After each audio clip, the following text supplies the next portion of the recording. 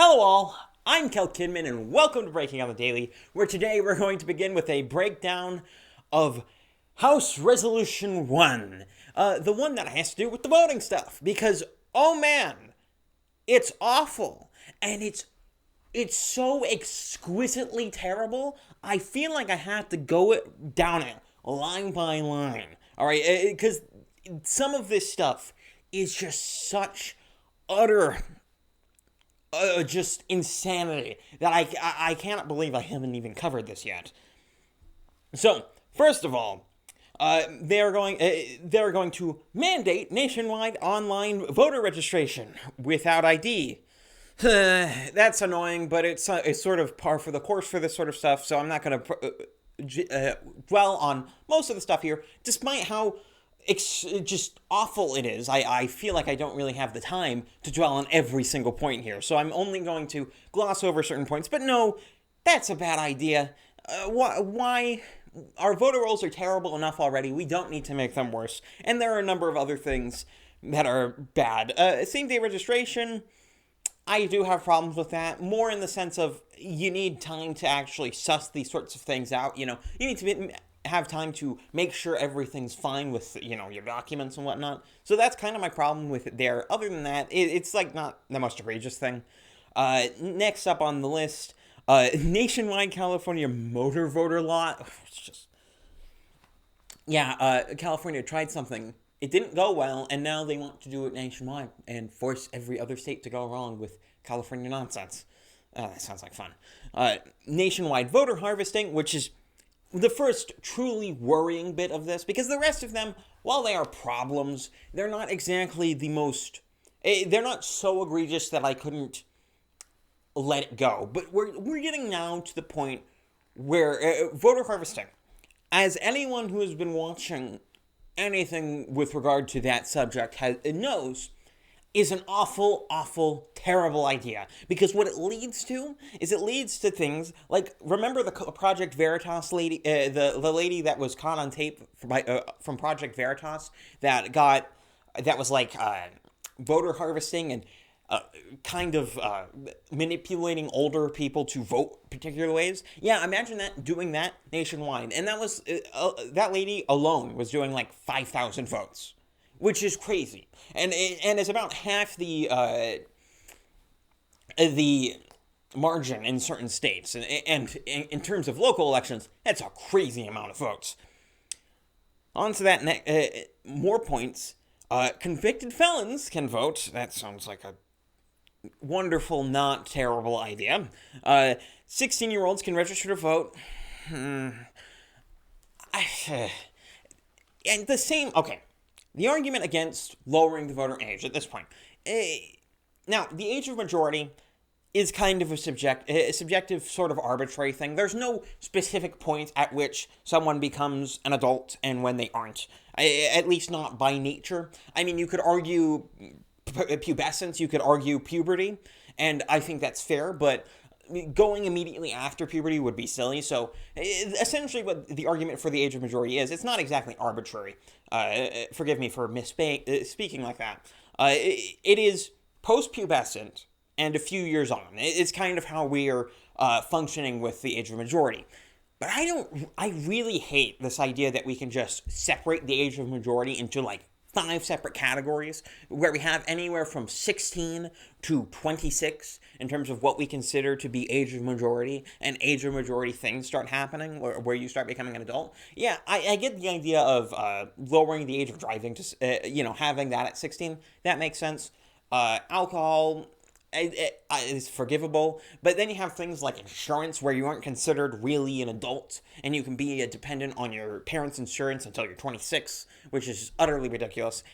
And that sort of thing, that sort of infantilizing of a lot of of our populace, really leads you to believe that we really shouldn't be lowering the voting age. If anything, we should be raising it. I'm obviously not going to advocate for that, because I think our age of majority laws are perfectly fine as they are. There is no reason to change them over literally any other thing you could have a priority on. It's just kind of it's a non-issue to me.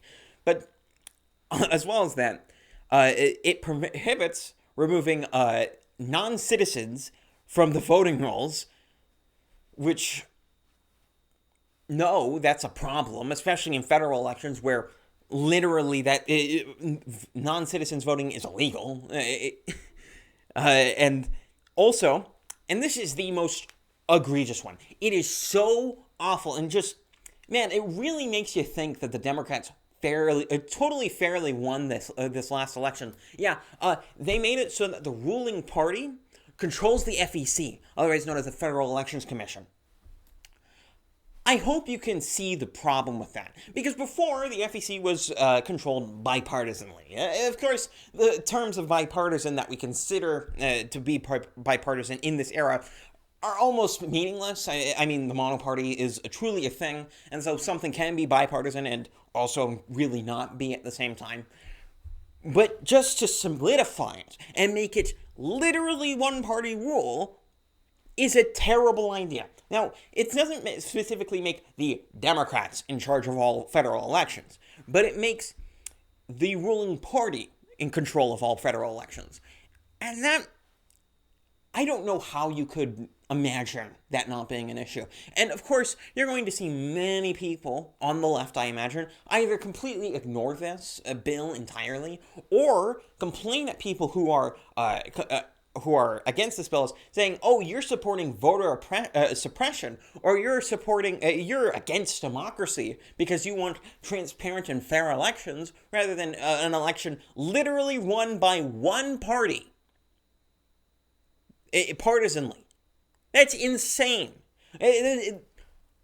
No, no. All right, that's this bill, and this bill should be unconstitutional.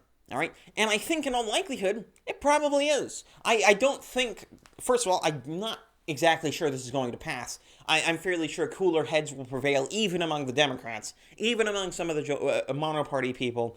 I imagine someone like a Joe Manchin or something is going to prevent this from happening in the Senate. Also, they haven't nuked the filibuster as of yet, and I don't expect them to do so because it didn't really work out so well for them last time they tried to do that, so I don't really expect them to nuke the filibuster. If they do, oh man, this is going to become a problem in all likelihood. But even then, I think Joe Manchin will prevent this from happening. And there's no way they get a single Republican to support this at all. It's just going to burn what little political capital they already had. Because one of the most overlooked things from this last election, and something I've harped on a lot, is that this election was really a squeaker on all sides from Democrats. Because, yeah, they won the House and they won the Senate, but only barely. They lost ground in the House, and which is like the first time that's happened when a president has won their first election, like ever. Which is funny. It's another thing where Joe Biden just beat the odds of the results. The results everywhere else just, I don't know. Nothing suspicious according to YouTube. I still do post to YouTube, though I'm thinking maybe to not do that in the future, but no reason to purposely kick myself off there. But yeah, it seems very, very suspicious. Wonder that so this is a bad idea for a bill. Same goes with this and HR 127, the gun bill. It's utterly ridiculous, and I don't even think it's going to get anywhere close to a majority, even in the House. Because it's not popular enough. Gun control as an idea is not a popular idea. And you could say, well, no, most people support universal background checks, but that's not really true. Polling is very easily manipulated, but when you get down to brass tacks, once you get down to specifics, people aren't in favor of gun control, by and large. Especially not more gun control on top of what we already have in America. Assuming you're outside of California or New York or those sorts of states. Okay. And I say these bills should be unconstitutional, but I'm not exactly sure they are. Well, the HR 27, I'm sure it is, because, the Second Amendment shall not be infringed, so it's pretty clear cut. But in terms of HR 1, the Constitution does say that state legislators have plenary power over elections. But the problem is that it also says that the Congress can just take over that power whenever they want, which is a problem. I at least that's how I read it. I looked over it today. I could be wrong in that front, and it might end up being unconstitutional anyway for some reason I don't understand or just haven't looked into. But that's worrying, and that's why I say it should be unconstitutional, but it may not be. And yeah, but it really is a bad idea. It's the worst bill I think there is. And if you have a Democrat congressman, yeah, email them, do something, tell them not to support this because this is terrible, terrible, terrible idea. But on to our next story, and this one's a pretty good win in federal court because a federal court has now upheld a nurse's right not to fund union lobbying. Because, to give you some backstory on this story, this case has been going on since 2009, and it's in the federal appeals court, and the federal appeals court upheld a ruling that this non-union member nurse does not have to pay dues for the union's political lobbying. Now, the idea that lobbying the government can be considered a legitimate union thing, and the idea, period, that a union can extort you to pay dues to them is just really infuriating. And a true example that I think collective bargaining, as it is applied today with regard to unions, is not necessarily a misnomer, but it is something that is not the most accurate term you could use for unions as they exist today. Because unions do not collectively bargain. They centrally bargain. And what's the difference between these two things, you might ask? Well, the difference being is that collective bargaining, you could imagine, is a bunch of people get together and they elect a representative, and then that representative goes to their boss and says, hey, we're going to bargain with with our leverage, with all of these people we have, and we want to bargain with you to get us better pay and whatnot. That would be collective bargaining. Central bargaining, in this case, is functionally kind of the same. But the difference is that in collective bargaining, theoretically, you could have multiple collectives. You could have multiple groups of people coming up and having their own representation, who then all separately bargain with the employer to get what they want for their own specific groups. But with how our union system currently works, a union, you can only really have one union per company, and sometimes you can only really have one or two unions per industry. So what ends up happening is that the union monopolizes the workers of whatever industry they're in or whatever company they're in. And what that ends up meaning is that anyone who disagrees with the union does not get representation, period. This is why I say it's central bargaining and not collective bargaining, because in central bargaining, not everyone necessarily has a say in the bargaining, whereas collective bargaining would imply that everyone would have a say. With central bargaining as it functions, unions are mostly separate entities from the people within it. You pay dues, you give them money, and they pretty much do what they want with it. Yeah, maybe you can get into the union thralls, and maybe you can rise up the ranks to have some modicum of control over the union. But that's something you have to dedicate your life to doing, to have even marginal influence over what the union does. Whereas with collective bargaining, it would presumably be among, first of all, much smaller groups. I don't think that you would have huge 100,000 millions of people groups of people all bargaining under one person against a company or an entire industry, in the case of something like teachers' unions or police unions or something like that. It ends up being a large problem, and it is spiraled completely out of control, because now the unions have gotten it into their heads that they can get whatever they want out of the American system. And so what they've been pushing for has been forcing non-members to pay dues, and forcing non-members to not only to pay dues to the union for representation, but also to pay dues so that the union can lobby the government to give the union more money. Utter absurdity. The unions have gotten completely out of control in America. It is it is insane. These people do not represent the workers. They don't represent the workers, not in any real sense. What they represent is their own political interests, because they're a larger, more detached group than what a union really should be in concept. And that's where it is. And this is a very, very good decision, and it really needs to be pushed farther, because you shouldn't be forced to pay union dues, period. Because this is not over union dues at all. It's only over union dues with regard to political lobbying, with regard to the union doing activist work. Obviously, they shouldn't be paying that.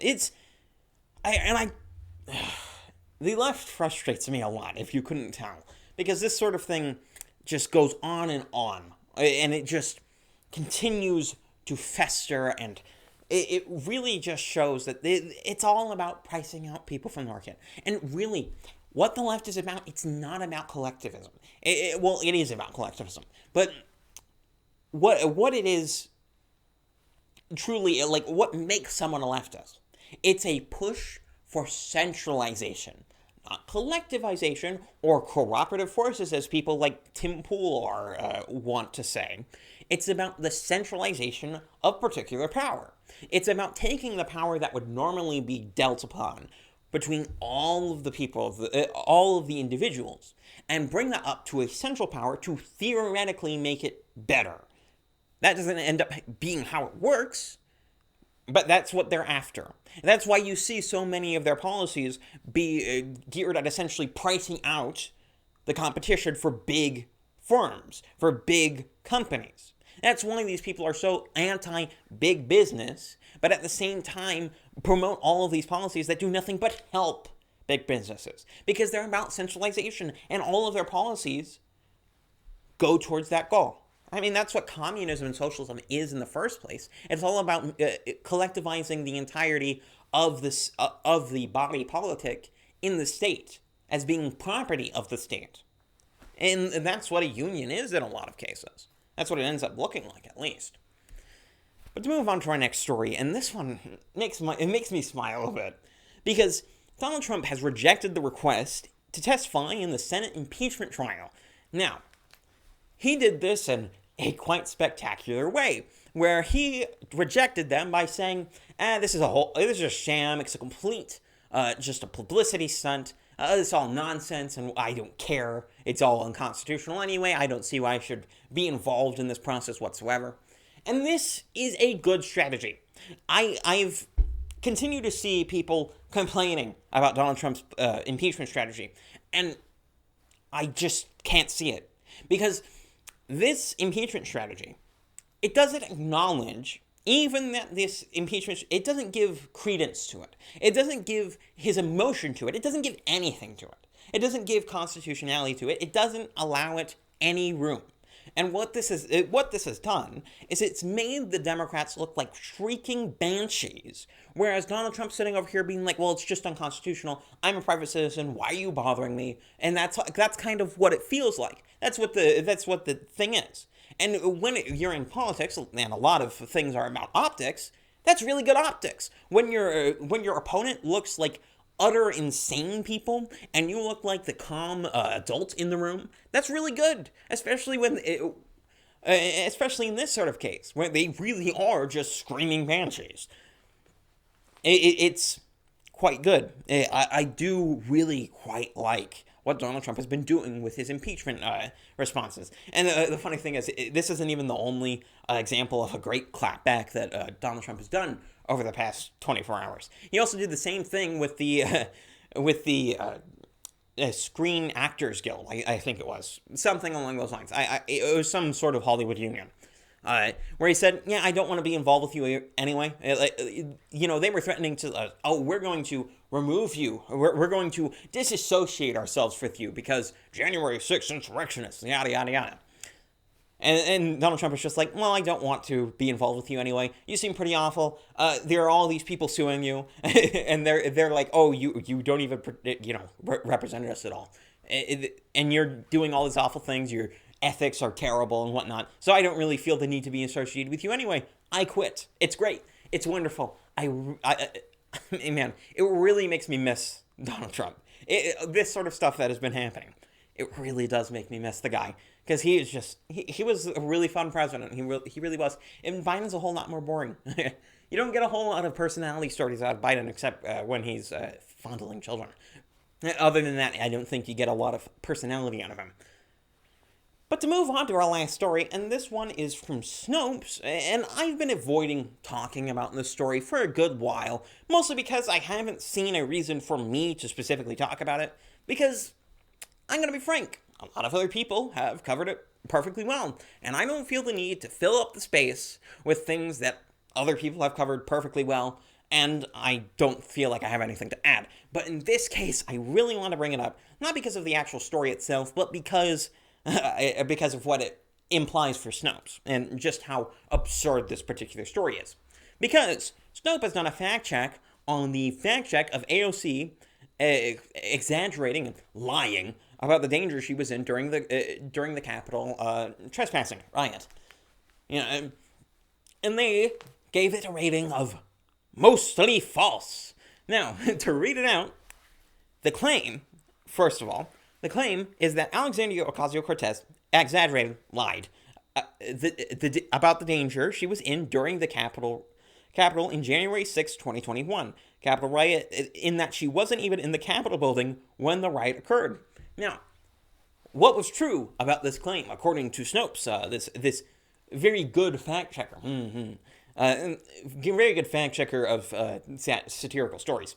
Now, what's true? Ocasio-Cortez wasn't in the main Capitol building where the House and Senate chambers are located. Okay. That was the whole claim. Literally, that was it. Because here's the thing. Those chambers, the actual Capitol building itself, was the only place the rioters ever were. That was the only place they were. And yeah, you can say, oh, but there are tunnels. Yeah, private tunnels that no one even got into, as far as we understand. And they weren't, it was a full block away from where she was. But what's false about this story? However, Ocasio-Cortez never claimed to be in the main Capitol building. Oh yeah, weasel words there. When the attack on the Capitol began, Ocasio-Cortez was, as she stated, in her congressional office, which is located in a network of office buildings immediately surrounding the Capitol, which means like a block away. And her office building was one of the two buildings that were evacuated. Of course, they don't mention here that, yeah, it was evacuated, but no one ever got in. They don't even mention the fact that she was whining about a Capitol police officer, pretending that it was that the guy was a rioter, essentially. And even after she revealed that it was a Capitol police officer, she's still like, but he made me scared because she frowned at me. Like, it was the most petulant thing I could possibly imagine. And I really don't want to dwell on this a lot, because, frankly, a lot of people have talked about this. But, jeez, I just can't imagine being someone like Ocasio-Cortez. But in this case, I can't imagine being like Snopes either, because this is incredibly dishonest. Because the claim is that she exaggerated her danger level in this, because she wasn't ever actually in danger. And yeah, maybe she was scared, but she wasn't anywhere near the riots, and was not close to death, as she has claimed plenty of times. Like, she claimed to be lucky to be alive. She's claimed that, like, multiple times. She's claimed that Ted Cruz almost got her killed, referring to the same event, which is obviously untrue. It baffles the mind to see a supposed fact-checking site like Snopes say that a claim, which is 100% true, with an element of opinion in there, be declared mostly false because they don't like what it implies about AOC. Because really, that's what all of this meandering, all of this mealy-mouthed nonsense is about. They don't care about the truth. They don't care about facts. They don't care about any of that sort of stuff. Because the facts are all on the side of the people saying Ocasio-Cortez is a liar, or that she is greatly exaggerating what danger she was in during the Capitol. They're all on those people's side. There's none on Ocasio-Cortez's side. It makes her look awful. All right? And I think certain Democrats have even come out and said, oh, you're making us look bad, if I remember correctly. No, I might be remembering wrong. That might be something else. Forgive me. But it really does. It makes everyone in the Democratic Party look bad, especially when at least they aren't really coming out to condemn this sort of thing. Because it really, you know how I talked about they turned the Capitol trespassing riots into a Reichstag fire really quickly. This is just more examples of such, because they are really overstepping their bounds. I mean, I thought they were doing that when they called the Capitol building a sacred ground, because it's utterly ridiculous. It's something that the founders would scoff at and probably start a revolution over if they heard it in our lifetime. But, that's beside the point. It's just, it's sad to see these sorts of organizations go down. I really, I may come across as being incredibly anti-institutionalism, but the thing is, I don't want any institution to be terrible. I really don't. I don't want them to be terrible. And so I don't push them into these scenarios. I just acknowledge them when they come up. And that's kind of where we're at. We need to acknowledge when these sorts of institutions, when fact checkers and the like, go off the rails or become incredibly absurd. We really do need to acknowledge that sort of stuff, because it makes a huge difference as to how we perceive the world. If we're not, making that a point, if we aren't criticizing where there is criticism, then we're just missing a whole lot of things, and we're limiting ourselves in a lot of ways. I think that's where I'm going to leave you guys today. Wherever you are, if you got to the end of this video, subscribe, BitChute and whatnot. I quite like BitChute. I quite like Minds, all of those sorts of places. If you're on YouTube, subscribe elsewhere. That has been Breaking on the Daily. I'm Kel Kidman, and I'm out.